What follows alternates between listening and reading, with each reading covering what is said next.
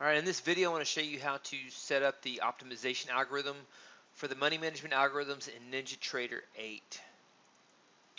So you have to first set up the strategy that you want to run the optimization algorithm on. For example, Cobra CT5 DAX. You see the results here. It has a losing trade today. Let's look at the performance summary, and we've used rules 8 and 9 on this. And so you see the results going back to 2008, about 10 years, and you see the equity curve. And now if we want to run the money management algorithm optimization tool, you'll need to set that up in the strategy analyzer. So you go to Control Center, New, and you select Strategy Analyzer, and you want to set up Money Management Algorithm Rev 7.0. I'm going to expand this out so you can see it better, see it more easily in the drop-down menu, and you want to select Money Management Algorithm Rev 7 OPT. And you see that there. This is the Ninja script for the money management algorithm, and it's revision 7. And then you have to select the master strategy. And so we have these set up here, and we just took a look at Cobra CT5, and so you select that, and then you go through and you set up your inputs based on the way you would want to have them. Then you do the optimization.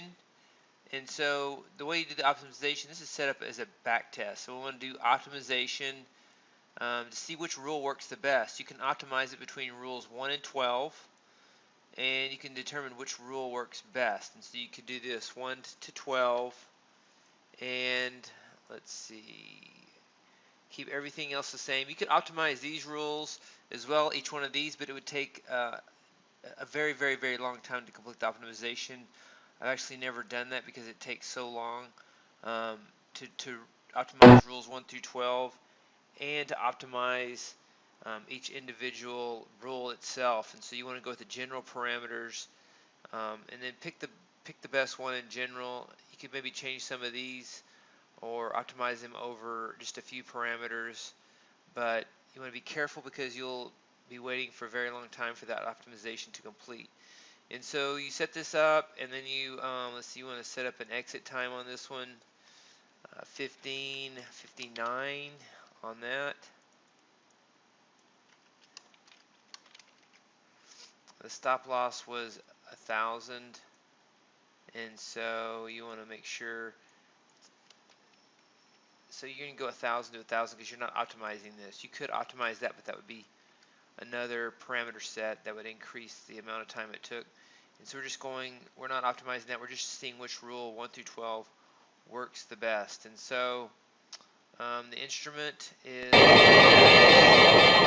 on 1 minute charts, and we're just going to do this in 2018 just as an example. And we have the custom session right here, and that is all we need. And then we select run, and we wait for the optimization to take place, and it's going to go 1 through 12. And so I'm going to pause the video, and we're going to come back to that. So it took about 8 minutes to run this optimization, and what we see here is we can go up and take a look. It said, let's take a look, rule 12 is what it said, drawdown stop, or let's see, that's 12 optimizations. That's not, let's see, which rule did it choose? Yeah, so it chose rule 12. If you go to the settings, you can take a look at optimize rules 1 through 12. It chose rule 12 as the best rule in the optimization. Very short window.